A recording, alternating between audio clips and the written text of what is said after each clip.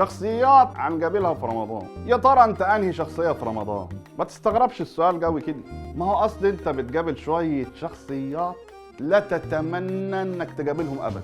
بمجرد دخول رمضان علينا كل واحد هياخد عهد على نفسه انه هيلم لسانه ومش هيتعصب ومش هيعمل حاجه غلط ويزود في الخير.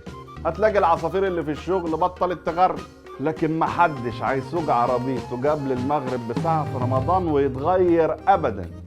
ما تلحقش تكلم الراجل إلا وتلاقيه بيطلع عليك الهم اللي فيه. بتنيل باخد الزفت الحقن دي ليه؟ عشان خاطر العصبية، ولا أنا باخدها تبرع لنادي الهلال الأحمر؟ وبتفضل الشوارع زحمة وعمرنا بالأصوات والتلاكسات لحد ما المدفع يضرب. كله هيبقى في البيت في أقل من ثانية.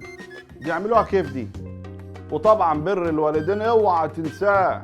مهما ابوك طفى انوار الشقه كلتها وهو معدي بيبقى كفايه نور، امال ايه؟ ولو الحاجه طلبت منيك 2000 طلب وانت في اعز نوم حط لسانك في خشمك، دي ست الحبايب. حاضر يا مامي. في رمضان انت بتقابل اللي بينزل الجيم قبل الفطار وانت بتطلع الدور الثالث في 8 دقايق. هتقابل اللي بينام من الفجر للمغرب عشان ما بيعرفش يتعامل مع حد وهو صايم. وهتقابل اللي خلقه اضيق من سن الابره. وهتقابل رمضان نايتس انيمال. وهتقابل اللي بيحب ينزل بعد الفطار يروج على حاله. انما خدي هنا صح، انتم مين في دول؟ ما تنساش تكتب في كومنتات وتمنشن اصحابك وتعملوا فولو ولايك وسبسكرايب عشان اللي مش هيعمل. كل سنه وانتم طيبين.